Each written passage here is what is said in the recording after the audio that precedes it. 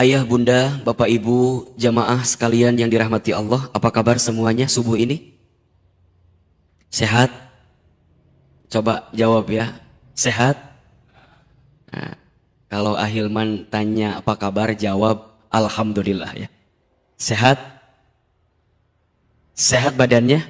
Alhamdulillah. Sehat pikirannya? Alhamdulillah. Sehat keluarganya? Alhamdulillah. Sehat kantongnya? Alhamdulillah. Alhamdulillah, thumma alhamdulillah. Kita bersyukur kepada Allah pagi ini kita bisa diberikan kesempatan oleh Allah untuk duduk di majlis ilmu ba'da menunaikan salat subuh berjamaah. Allahu Akbar. Ini semua adalah karunia dari Allah, nikmat dari Allah yang melebihi daripada nikmat apapun. Pernah Ahilman sampaikan, di antara nikmat yang paling besar yang Allah berikan kepada seorang hamba adalah nikmat untuk mendekat taat kepada Allah. Itu nikmat yang paling besar. Jadi kalau pagi ini ayah bunda diberikan kesempatan untuk bisa menunaikan sholat subuh berjamaah, kemudian kita bisa ikut ta'lim, kemudian kita bisa menghadirkan kebaikan-kebaikan di dalamnya, maka kita sedang mendapatkan nikmat yang paling besar dari Allah Subhanahu wa ta'ala. Orang yang pernah berbuat dosa, apa nikmat yang paling besarnya? Fursatut taubah.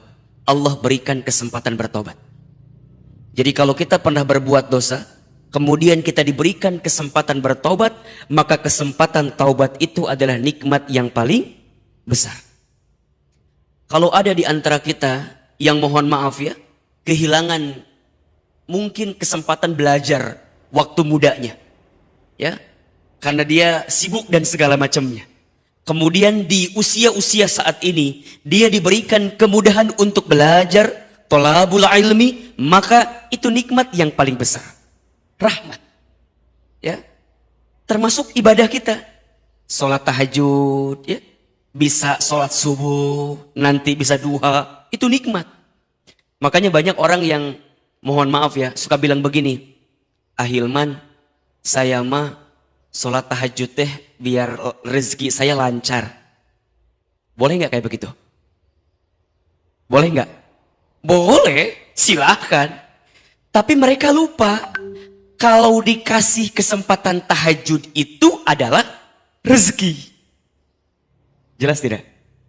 Jelas? Kan kita seringkali bilang gitu ya, saya tahajud pengen dapat rezeki, biar urusan lancar gitu ya, dapat nikmat dan segala macam. Boleh, tapi banyak di antara kita yang lupa dikasih kesempatan sholat tahajud saja itu adalah itu adalah nikmat. Itu adalah nikmat.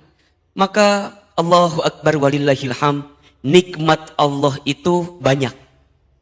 Setuju? Nikmat Allah itu banyak. Yang kurang apanya? Yang kurang apanya? Nah, yang kurang kitanya. Siapa yang kurang? Siapa yang kurang? Kita. Jangan kita lah, saya aja ya. Siapa yang kurang? Saya. Ahilman, kita kurang apa? Kurang banyak. Allah mah gak ada yang kurang, setuju gak? Kita nih, saya ini banyak kurangnya. Dikasih nikmat, kurang syukur. Betul? Dikasih ujian, kurang sabar. Betul? Ketika beramal, kurang ikhlas. Betul? Ketika ada takdir, kurang ridho. Betul? Kalau dikumpulin, mohon maaf, kurang ajar. Ulangi. Yang kurang siapa? Yang kurang siapa? Saya. Dikasih nikmat kurang apa? Kurang syukur. Dikasih ujian kurang sabar. Ketika beramal kurang ikhlas. Ketika ada takdir kurang ridho. Kalau dikumpulin kurang. Ulangi. Yang kurang siapa? Tolong jawab yang kencang. Yang kurang siapa? Saya kurang apa? Dikasih nikmat kurang apa? Syukur. Dikasih ujian kurang sabar. Ketika beramal kurang ikhlas. Ketika ada takdir kurang kurang ridho. Kalau dikumpulin, kurang ajar. Di sini ada yang begitu? Ada. Yang mana orangnya ada yang begitu? Saya. Betul apa betul? Iya apa ya? Jadi yang selama ini kurang bukan nikmat Allah. Yang selama ini kurang kitanya saja. Sayanya saja.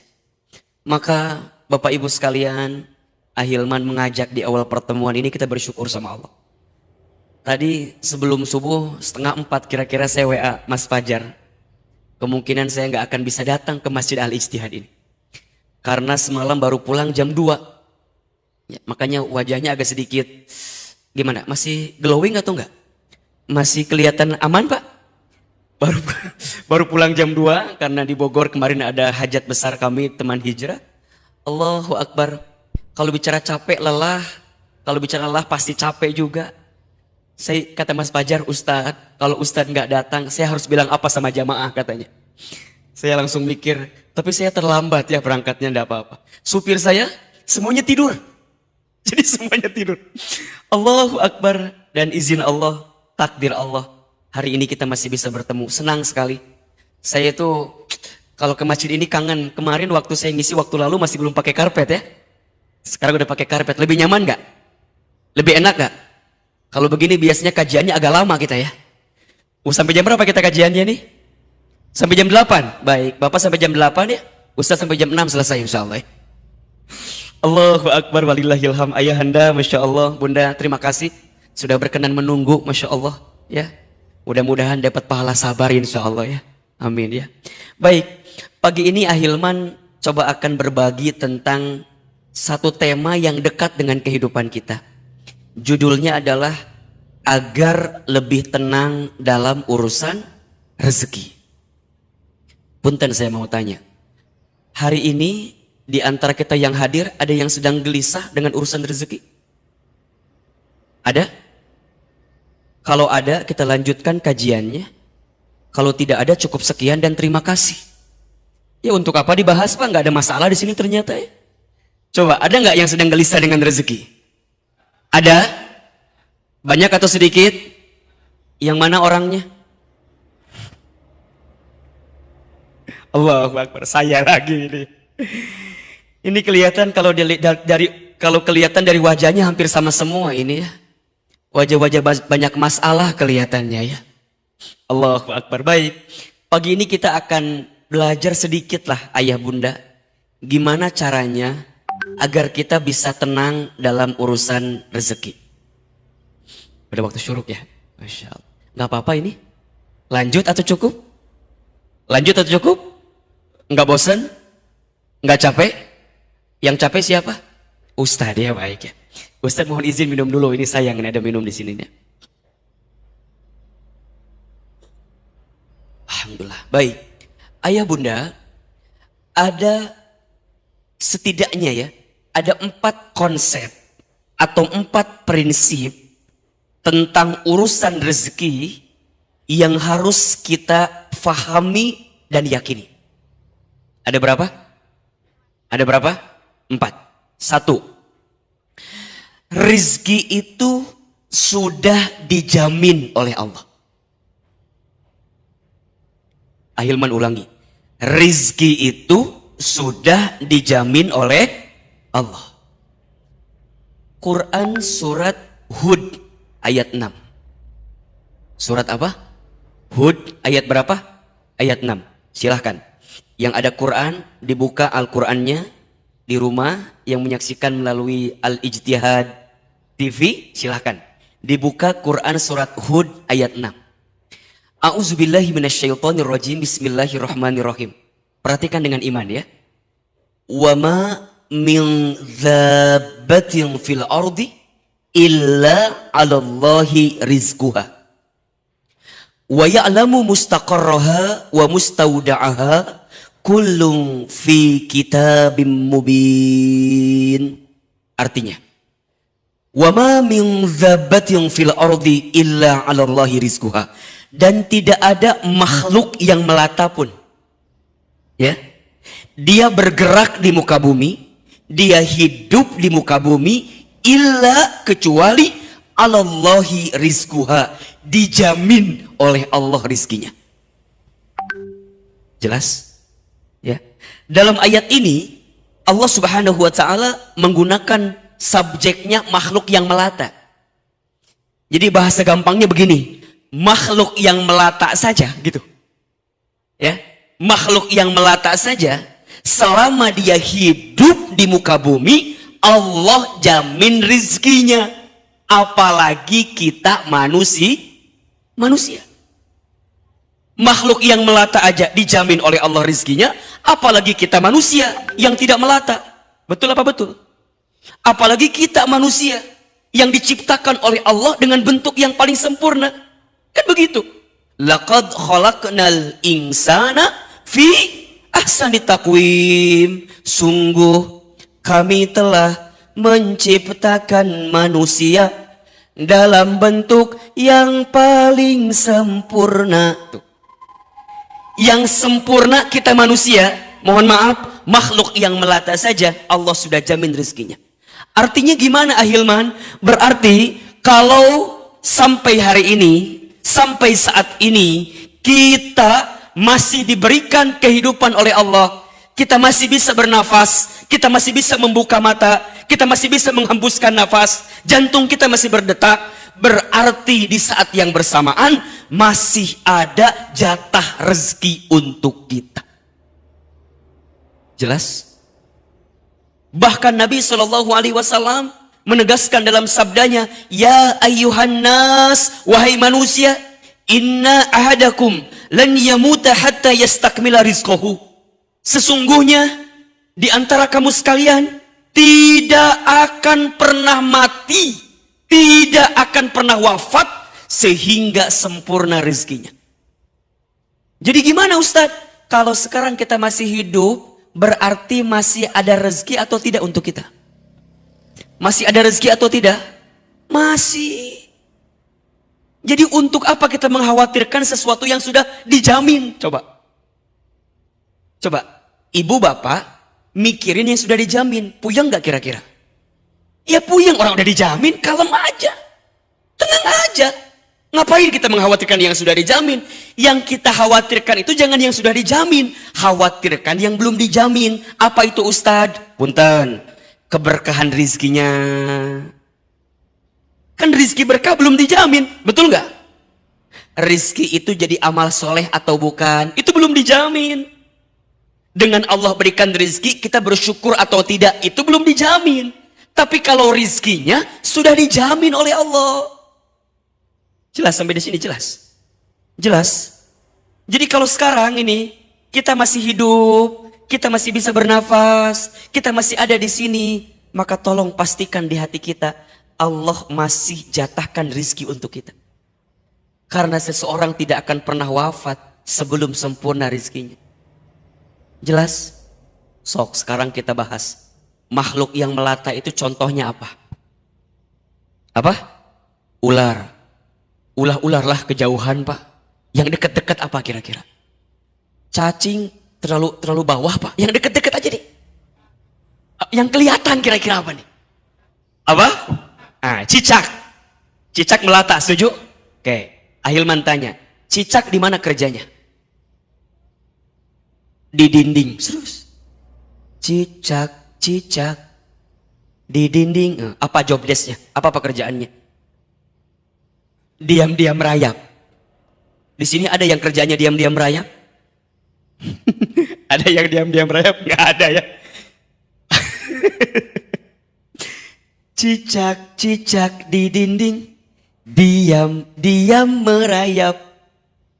Yang nyamperin nyamuk ke cicak atau cicak ke nyamuk? Tolong dijawab. Yang nyamperin nyamuk ke cicak atau cicak ke nyamuk? Serius? Lihat. Datang seekor nyamuk. Cicaknya diam atau bergerak? Oke, cicak bergeraknya apa? Hap. Emang hap gak pakai gerakan? Hap pakai gerakan apa enggak? Nyamuknya nyamperin cicak, kemudian cicaknya nyambut nyamuk. Betul?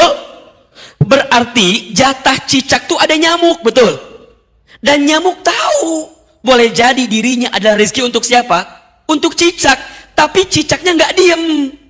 Cicaknya diam-diam merayap, cicaknya hap. Sekarang pertanyaannya, Bapak Ibu, cicak membutuhkan berapa kali hap untuk mendapatkan satu nyamuk?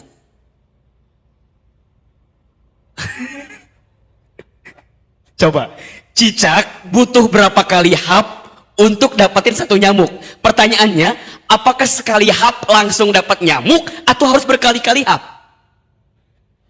Kata siapa Bapak? Memangnya Bapak pernah ngobrol sama cicak begitu? Punten. Ahilman pernah baca, katanya cicak itu membutuhkan berkali-kali hap untuk bisa mendapatkan satu nyamuk. Jadi nggak sekali set nyamuk dapat, enggak. Dan kita nggak tahu di hap yang keberapa kali cicak itu dapat nyamuk.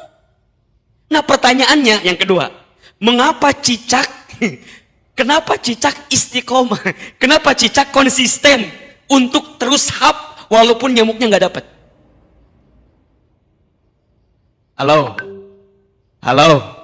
Kenapa cicak bisa konsisten untuk terus diam-diam merayap, untuk terus hap walaupun nyamuknya nggak dapat? Apa coba? Illa 'alallahi rizquha. Cicak yakin rizki dijamin sama siapa? Cicak aja yakin. Halo? Cicak aja yakin. Masa kita manusia nggak yakin? Jelas sampai di sini? Jelas? Jadi yang pertama konsepnya apa? Rizki sudah dijamin oleh siapa? Oleh Allah. Selama kita hidup, maka selama itulah masih ada jatah rezeki untuk kita. Makanya nanti punten mohon maaf ya, Bunda sayang, kalau ada suami Bunda yang bilang ke Bunda,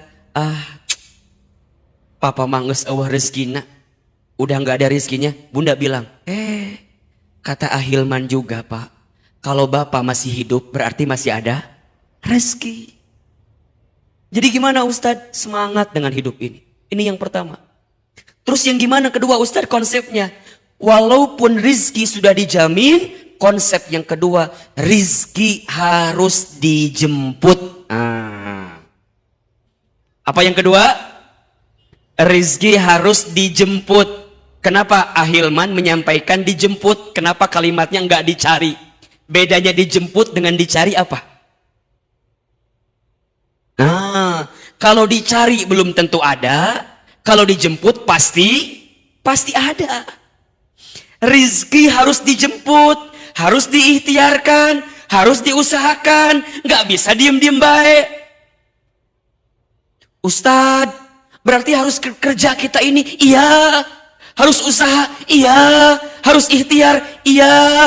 Dan ayah bunda, bapak ibu harus tahu betul, kalau kita ini usaha, kalau kita ini ikhtiar, itu adalah perintah Allah kepada kita. Jadi kita ini berikhtiar karena Allah perintahkan itu. Jadi bukan semata-mata untuk jemput rezeki, bukan semata-mata untuk itu ya. Tapi karena kita paham, kita tahu, kita ini berikhtiar, berusaha adalah perintah dari siapa? Allah. Perhatikan surat Al-Mulk ayat 15. Surat apa? Al-Mulk ayat 15. Huwallazi ja'ala lakumul arda zalulan famshu fi manakibiha wa kulu mir rizqih wa ilaihin nusyur.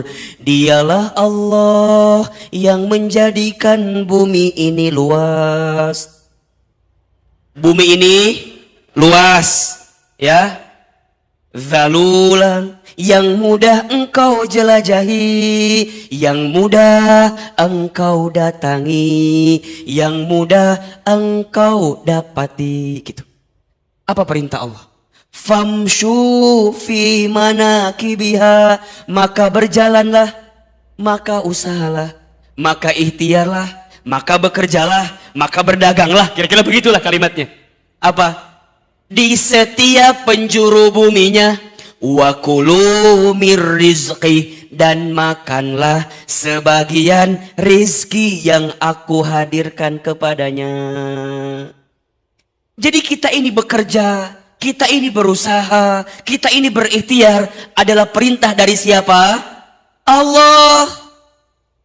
Makanya mohon maaf, kita yang bekerja, kalau orientasinya hanya untuk sekedar nungguin gaji tiap bulan, sayang banget.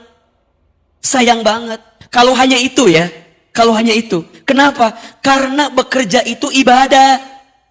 Jadi kalau kita hanya cuman nargetin tanggal 25 gajian gitu, sayang banget. Kalau kita dagang, orientasinya hanya untung, sayang. Karena harusnya bekerja, orientasinya apa? Ibadah. Dagang, orientasinya apa? Amal soleh. Kan gitu. Gitu ya. Ikhtiar, orientasinya apa? Dakwah. Kalaupun kita nggak dapat urusan dunianya, kita dapat pahalanya, Pak. Jadi kalau ada seorang suami, seorang ayah yang keluar dari rumahnya, kan ada keterangannya. Barang siapa seorang ayah, seorang suami keluar dari rumah untuk mencari nafkah bagi keluarganya, maka di setiap perjalanannya dia mendapatkan apa? Pahala sama seperti jihad fi sabilillah. Jadi kalau ada seorang ayah, seorang suami yang bekerja, keluar dari rumah, berangkat ke kantor, berangkat ke pasar, berangkat ke sawah, berarti dia mendapatkan pahala apa? Jihad fi sabilillah. Dan mohon maaf, berarti kalau kita wafat dalam perjalanan, dalam proses, ketika kita berikhtiar tadi, berusaha tadi, dan kita benar ikhtiarnya ya, nyari yang halal gitu ya, tidak ambil yang sesuatu yang haram gitu, kemudian dia wafat di saat itu, maka insya Allah dia wafat dalam keadaan husnul khatimah. Pahalanya jihad fisabilillah, Pak. Belum lagi dalam keterangan lain ya, tidak ada dosa kecuali dosanya bisa diampuni dengan kita bekerja tuh. Barang siapa seorang laki-laki, seorang ayah atau di antara kita yang keluar dari rumahnya mencari nafkah untuk keluarganya, kemudian dia pulang di sore hari dalam keadaan capek, dalam keadaan lelah, maka di saat yang bersamaan Allah gugurkan dosa-dosanya. Jadi bekerja itu, ikhtiar itu perintah dari siapa? Perintah dari siapa? Allah.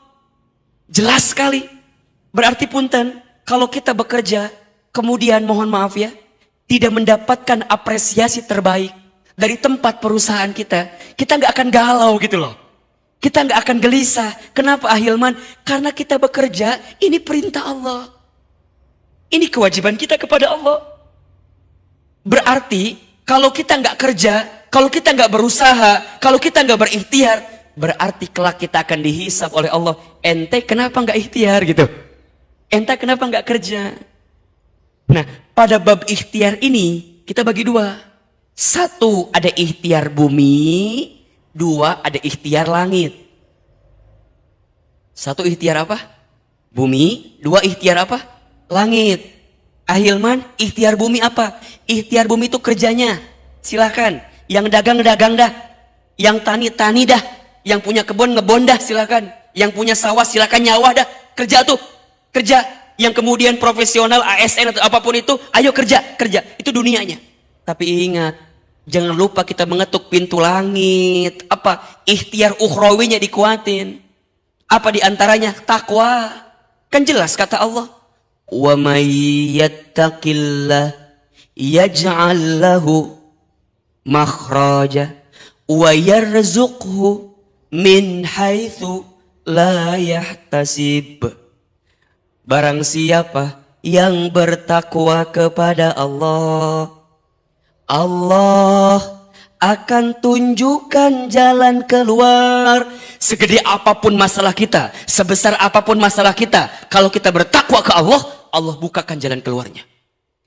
Bukan hanya itu, wa yarzuqhu min haitsu la yahtasib. Allah akan berikan rizki dari jalan yang tak pernah disangka-sangka.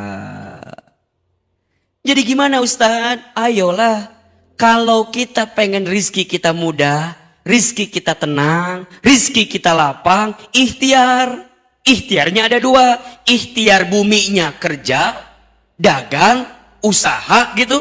Tapi ikhtiar langitnya, tingkatkan ketakwaan kita kepada siapa? Allah. Yuk, kita susun agenda hariannya. Bangun, jam berapa? Sepertiga malam. Terus ngapain? Tahajud, ya. Sholat tahajud itu, ayah bunda sayang, bapak ibu sekalian, sholat yang bisa mengantarkan kemuliaan bagi seorang manusia. Makin hebat tahajudnya, makin mulia hidupnya. Surat Al-Isra ayat 79. Wa minal laili fatahajjat bihi nafilatan lak asa ayyab'asaka rabbuka maqamam mahmuda. Dan di waktu malam bangunlah, dirikan sholat tahajud. Tuh, langsung disebutkan langsung fatahajjat kan gitu. Bangunlah, dirikan sholat tahajud nafilatan laka, sebagai tambahan untukmu. Lihat apa yang akan Allah berikan kepada orang yang ahli tahajud. Asa ayyab asaka rabbuka maqamam mahmuda. Maka Allah akan angkat derajat orang yang ahli tahajud tadi, maqamam mahmuda, ke tempat yang paling tinggi. Makanya ibu bapak nih, kita yang sedang terpuruk, yang sedang down, yang sedang di bawah, ayo bangkit lagi. Gimana caranya? Hadirkan sholat tahajud. Hadirkan sholat tahajud. Sholat tahajud itu adalah sholat yang bisa menguatkan diri kita untuk bisa mendapatkan derajat tertinggi di hadapan Allah Subhanahu wa Ta'ala. Setelah itu ngapain Ustadz? Jangan tidur lagi, lanjut zikir, kan gitu. Perbanyak zikir di waktu sahur, minimal dengan istighfar. Astagfirullah, astagfirullah, astagfirullah. Mohon maaf, boleh jadi rezeki kita seret, hidup kita susah, hidup kita sulit karena masih banyak dosa yang pernah kita lakukan. Mungkin ada dosa kita di masa lalu yang belum kita taubatin. Mungkin ada kesalahan kita di masa lalu yang belum kita istighfarin. Wa fil asharihum yastaghfirun. Kan begitu. Orang yang di waktu sahur mereka memperbanyak istighfar. Nabi SAW tidak pernah kurang dari 70 kali. Disebutkan dalam keterangan lain tidak pernah kurang dari 100 kali beristighfar setiap hari. Itu Nabi, Rasul, surganya pasti, hisabnya aman, amalnya banyak, dosanya tidak ada, dimaksud, tapi tidak pernah kurang dari 100 kali beristighfar. Kita siapa? Kita Nabi bukan, Rasul bukan, surga belum jelas, hisab masih menegangkan, amal dikit, dosa banyak. Kita masih belum mau istighfar. Allahu Akbar walillahil hamd. Ayo perbanyak istighfar di waktu sahur. Setelah itu apa Ustadz? Siap-siap dirikan sholat sunnah fajar 2 rakaat sebelum subuh. Kan Bapak Ibu tahu apa pahalanya? Barang siapa yang menunaikan sholat fajar, sunnah fajar 2 rakaat sebelum subuh, maka dia mendapatkan pahala seperti apa? Seperti apa? Mendapatkan dunia beserta isinya. Bukan hanya dunianya saja, dunia beserta isinya. Bukankah itu yang kita cari selama ini? Betul apa enggak? Kita banting tulang, tulang banting, kaki di kepala, kepala di kaki, kesana kemari, mencari alamat. Alamat palsu lagi. Apa yang kita cari? Dunia kan? Ya Rob, kata Nabi itu jelas. Orang yang sholat 2 rakaat sunnah fajar sebelum subuh dapetin dunia beserta isinya. Terus gimana Ustadz? Setelah itu subuh berjamaah ke masjid. Barang siapa yang sholat subuh berjamaah di masjid, maka di hari itu dia mendapatkan zimmatillah, penjagaan dari Allah. Jadi kalau hari ini tadi kita sholat subuh berjamaah, maka sepanjang hari dia mendapatkan penjagaan dari siapa? Allah. Kalau Allah udah jaga kita, kelar hidup kita, enak, nyaman. Allah jaga kita. Mau ada yang nipu kita, mau ada yang zolim sama kita, mau ada yang ambil hak kita. Kalau Allah yang sudah jaga gimana? Allah jamin kita, aman hidup kita. Kemudian ngapain lagi Ustadz? Lanjut, nggak pulang dulu, dia duduk di masjid. Barang siapa yang sholat subuh berjamaah di masjid, summa qa'ada, kemudian dia duduk, ngapain? Zikir, muhasabah, baca Quran, taklim, kajian di masjid. Sampai kapan Ustadz? Sampai datangnya waktu syuruk. Setelah itu kemudian dia sholat 2 rakaat, maka dia mendapatkan pahala apa? Haji umrah sempurna. Kemudian Ustadz, infak sodakoh, infak pagi, sedekah subuh. Almarhum guru kita Allahu yarham Syekh Ali sering bilang, sedekah subuh. Ustadz, apa pahalanya? Ya Rob, perhatikan hadis berikut ini. Ya, untuk kita agar terbiasa sedekah subuh. Ma min yaumin tusbihul ibadu illa malakani yanzilani. Tidak ada di setiap hari seorang hamba, kecuali di setiap pagi ada 2 malaikat yang turun kepadanya. Berapa malaikat? 2. Jadi setiap pagi ada 2 malaikat yang turun. Ahilman, ngapain malaikat itu? Ternyata 2 malaikat ini berdoa kepada Allah. Sekarang saya mau tanya, kalau malaikat berdoa, pasti diijabah atau tidak? Pasti dikabulkan atau tidak? Pasti. Apa doanya? Malaikat yang pertama berdoa kepada Allah, Allahumma a'ti munfiqan khalafa. Ya Allah, berikanlah munfiqan kepada orang yang berinfak, bersedekah di waktu pagi hari tadi. Apa? Khalafa, ganti yang lebih baik daripada apa yang dia infakkan. Ini yang doa siapa ini? Yang doa siapa ini? Malaikat, bukan Ahilman, ini malaikat yang doa ini. Ganti dengan yang lebih baik. Kemudian malaikat kedua berdoa, apa doanya? Allahumma ya Allah, a'ti, berikanlah, mumsikan kepada orang yang pelit, medit, kopet, koret, apalagi? Hah? Meregese, cap jahe, buntut kasir, medit betul. Apa? Talafa, binasakan dia dengan apa yang dia miliki. Apalagi Nabi juga berdoa di waktu pagi. Apa doa Nabi? Allahumma barik li ummati fi bukuriha. Ya Allah, berkahilah umatku di pagi harinya. Malaikat berdoa, Nabi berdoa, Allahu Akbar, tembus, mustajab. Dan itu adanya kapan? Di pagi hari. Makanya orang tua kita dulu ya suka bilang gini, jangan bangun kesiangan, nanti rizkinya dipatok. Tuh yang ngambil ayam kan, bukan toko sebelah ya. Ayam. Ngapain lagi Ustadz? Baru ikhtiar, jalan, ayo siap-siap, bismillah. Yang kantor, berangkat ke kantor. Ya, yang dagang, siapin lapaknya. Bismillah. Awalnya kita udah nyiapin ikhtiar langitnya dulu kan? Coba dari tahajud, istighfar, salat fajar 2 rakaat sebelum subuh, salat subuh, kemudian isyraq, kemudian infak sedekah.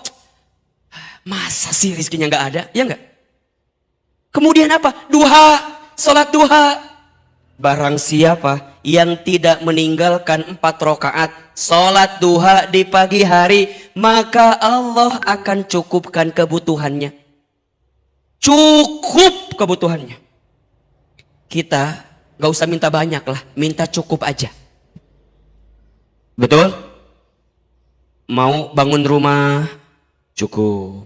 Renovasi rumah, cukup. Ganti mobil, cukup. Nambah kendaraan, cukup. Beli ruko, cukup. Haji umroh, cukup. Nikah lagi, tidak cukup. Jangan. Cukup, minta yang cukup. Kan itu yang kita minta sama Allah, betul gak? Karena banyak orang yang berlimpah tapi gak cukup hatinya. Banyak orang yang punya segalanya tapi gak cukup. Tapi ada orang yang mungkin dikit-dikit aja.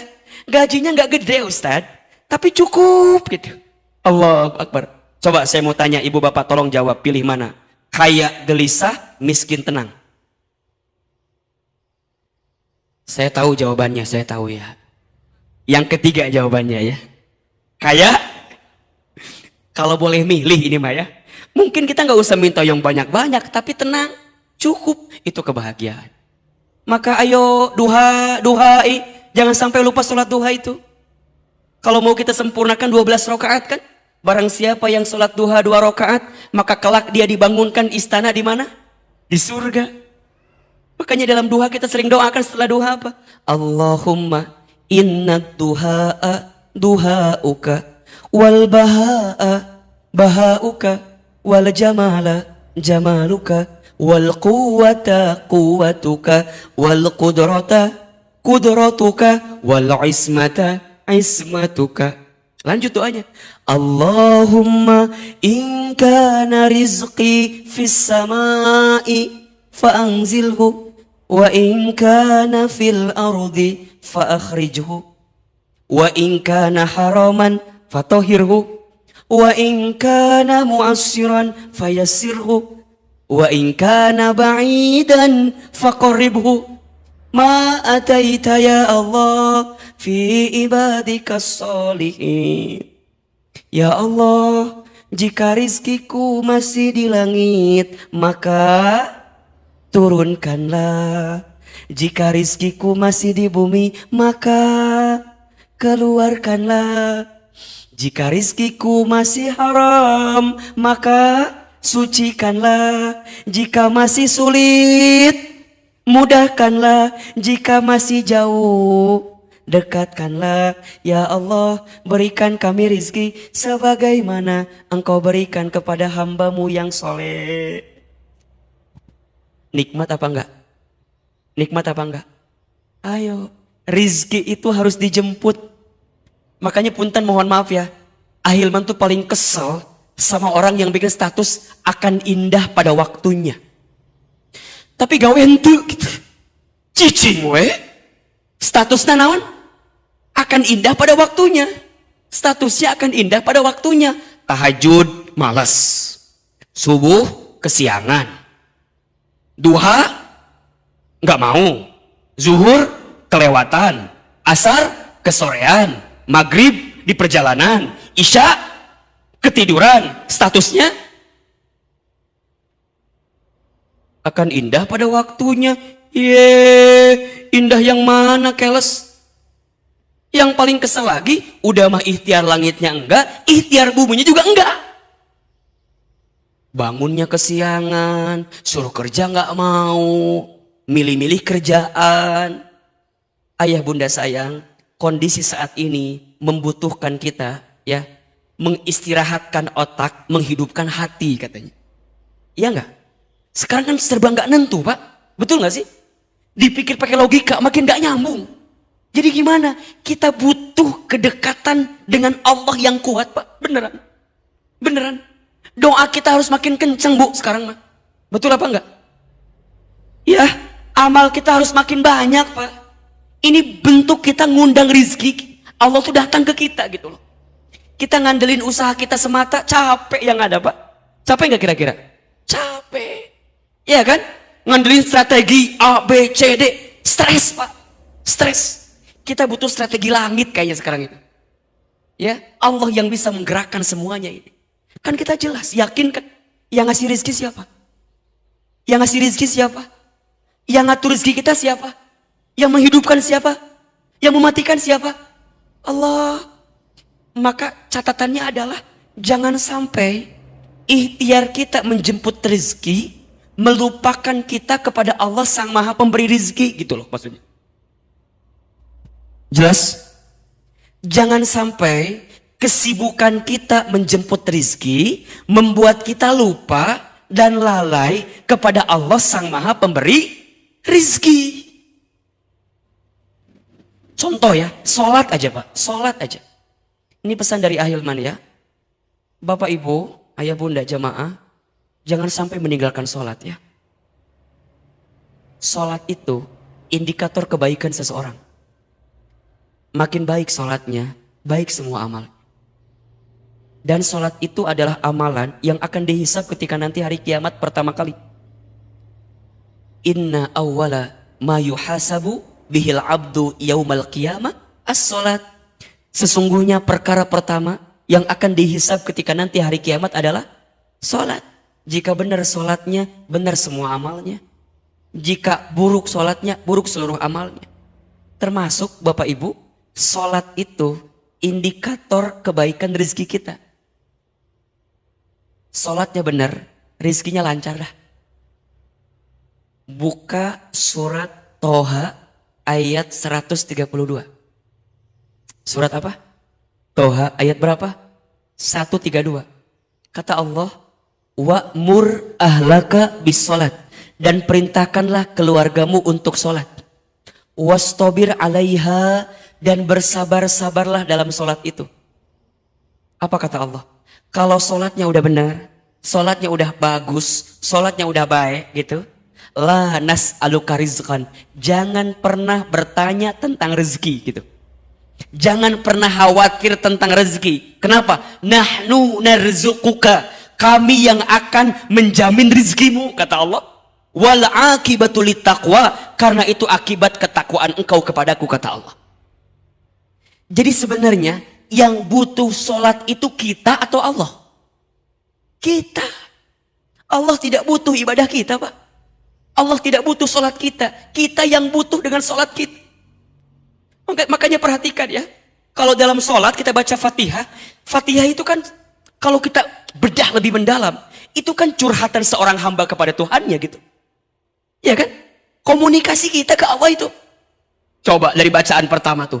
Bismillahirrahmanirrahim. Apa artinya? Dengan menyebut namamu ya Allah yang maha pengasih lagi maha penyayang. Berarti di saat itu kita mengikrarkan diri kita. Ya Allah, tidak ada yang paling sayang kepada hamba kecuali siapa? Allah. Tidak ada yang paling mengasihi hamba kecuali siapa? Allah.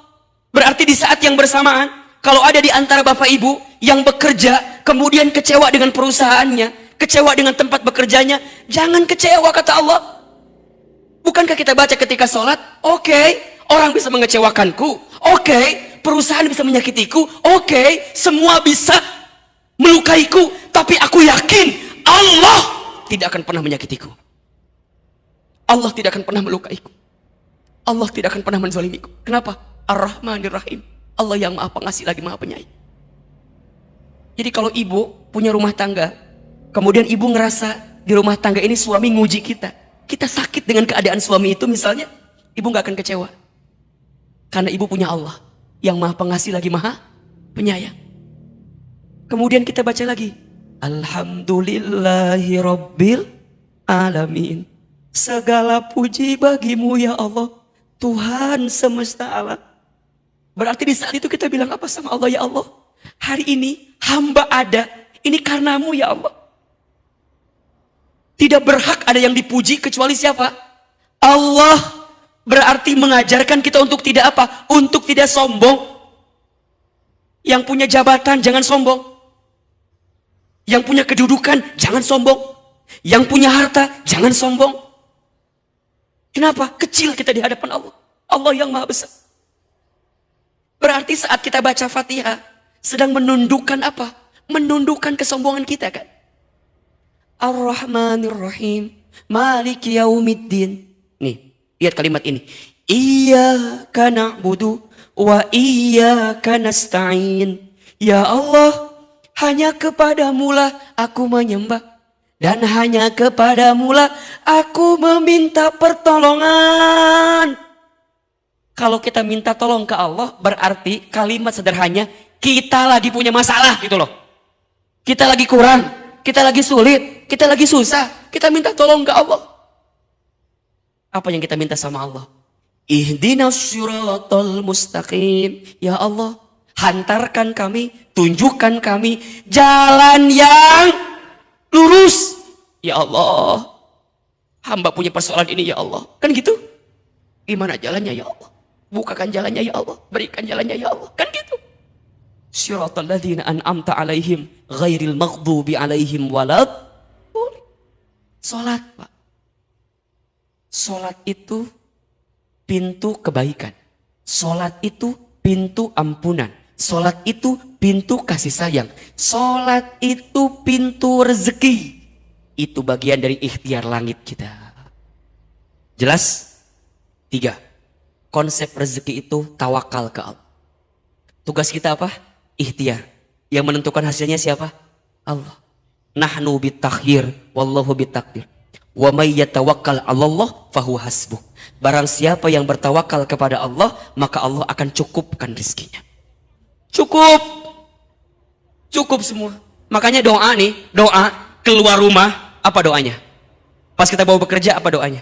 Bismillahi tawakkaltu 'alallah la haula wala quwata illa. Barang siapa yang keluar dari rumahnya membaca bismillahi tawakkaltu 'alallah la haula wala quwata illa billah, maka dia akan mendapatkan 3 hal. 1, kecukupan. 2, keselamatan. 3, ketenangan atau kelapangan. Tawakal. Tugas kita cuma ikhtiar. Allah yang nentuin segalanya. Jelas? Jelas? Barang siapa yang bertawakal kepada Allah dengan tawakal yang sesungguh-sungguhnya, maka dia akan mendapatkan rezeki seperti rezekinya seekor burung. Keluar pagi hari dalam keadaan perutnya kosong, pulang. Pulangnya kapan burung itu? Burung pulangnya kapan? Sore. Ada burung yang lembur enggak? Burung keluarnya pagi, pulangnya sore. Pulang sore dalam keadaan perutnya kenyang. Bahkan mohon maaf, tidak sedikit burung yang pulang membawa bekal bagi anak-anak burung yang lainnya. Kenapa? Sikap tawakal ke Allah. Ustadz, apa itu tawakal? Tawakal itu berserah diri ke Allah. Ingat ya, ada 3 kalimat yang beda nih.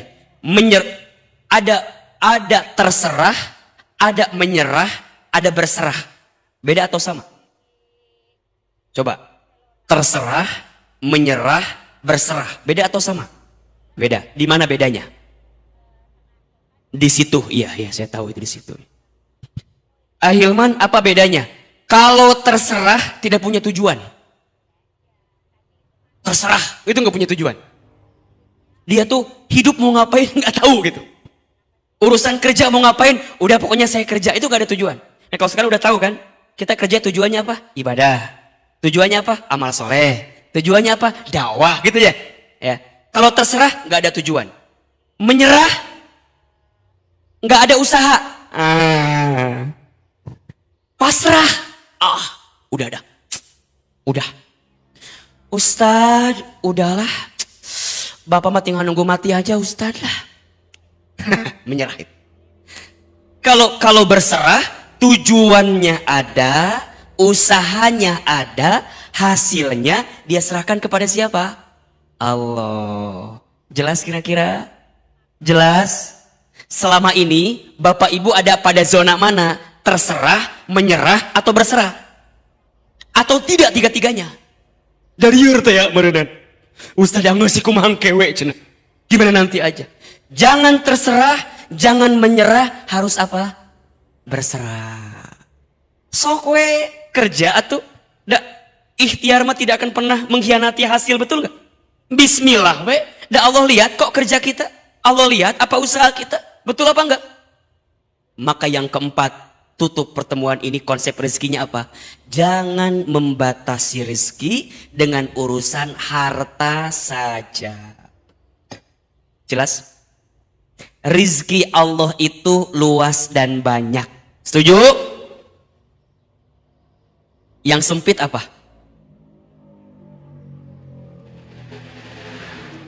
Catat ya, tolong catat buat status di sosial media ini. Hidup ini mudah, yang sulit pikiran kita. Hidup ini lapang, yang sempit hati kita. Hidup ini murah, yang mahal gengsi kita. Jelas? Hidup ini mudah, yang sulit pikiran kita. Hidup ini lapang, yang sempit hati kita. Hidup ini murah, yang mahal gengsi kita. Setuju nggak? Setuju nggak? Jadi yang susah itu rizkinya, kita yang susah. Susahnya apa Ustaz? Jangan membatasi rizki dengan urusan harta. Terlalu kecil jika kita membatasi rizki dengan urusan harta saja. Dalam ilmu tasawuf, rizki itu dibagi 4 tingkatan. Dibagi berapa? 4 tingkatan. Rizki yang paling rendah, namanya apa? Harta dunia. Jadi harta itu rizki yang paling rendah. Artinya gimana Ahilman? Kalau kita dilebihkan hartanya, ya jangan sombong. Karena itu baru rizki yang paling apa? Paling rendah. Begitu sebaliknya, kalau kita disempitkan hartanya, jangan putus asa. Jangan seakan-akan, mohon maaf ya, kita di PHK, Ustadz udahlah, aku mah udah selesai hidup ini, udah gak ada harapan lagi, hopeless Ustadz. Rizki yang paling rendah. Harta itu rizki yang paling rendah.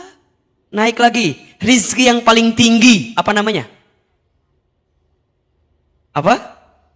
Sehat walafiat. Rizki yang paling tinggi, apa namanya? Sehat walafiat. Kudu jelas nih, afiat.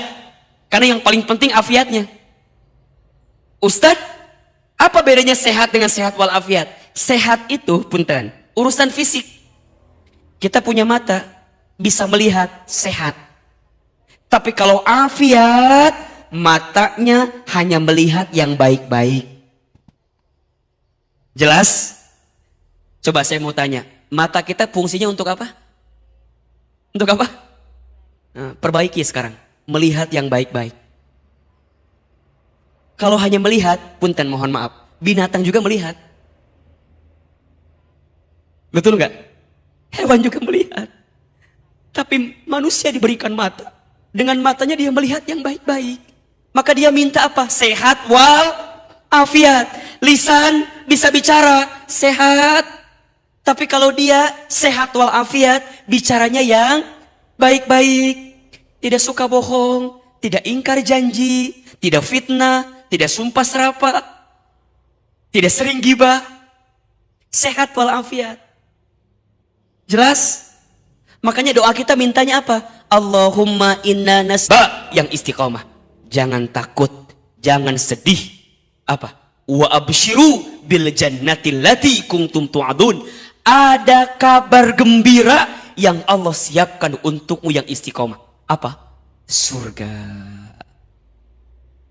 Ya ayyatuhan nafsul mutmainnah, irja'i ila rabbiki radiyatan mardiyah. Mardiyah, ridha. Fadkhuli fi ibadi wadkhuli jannati. Jadi puncak sukses seseorang dalam hidupnya apa? Masuk surga. Allah ridha, kemudian masuk surga.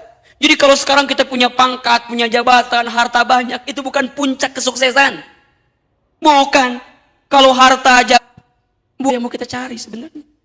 Maka apa doa kita? Allahumma inna nas'aluka ridhaka wal jannah wa na'udzubika min sakhatika wan nar. Bapak Ibu, jangan membatasi rezeki dengan urusan apa? Harta saja.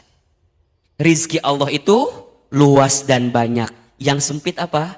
Hati kita. Yang sulit apa? Pikiran kita. Yang mahal apa? Gengsi kita. 4 konsep rezeki yang harus kita pahami. Ulangi. 1 apa? Halo. 1 apa?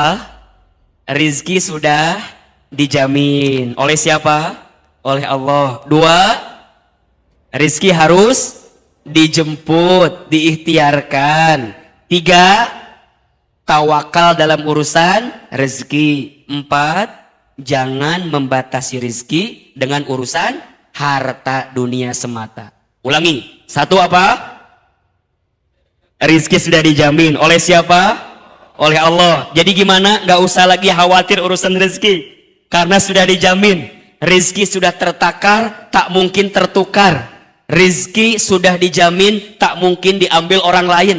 kalem aja, keles gitu. Tenang aja. 2, rizki harus apa? Dijemput, diikhtiarkan. Ayo, ikhtiar ada berapa pembagiannya? Ada berapa? 2. 1 ikhtiar apa? Bumi. 2 ikhtiar apa? Atau dibalik, ikhtiar langit dulu baru ikhtiar bumi. Ayo, mulai sekarang. 3, apa konsepnya? Tawakal. Apa itu tawakal? Berserah. Bukan terserah, bukan menyerah, tapi berserah. 4 apa? Jangan membatasi rizki dengan urusan harta materi. Jelas? Penjelasannya jelas? Jelas? Bisa ditangkap? Bisa dipahami? Bisa diamalkan? Insya Allah. Pekan depan kita ujian tengah semester ya. Siap-siap ya.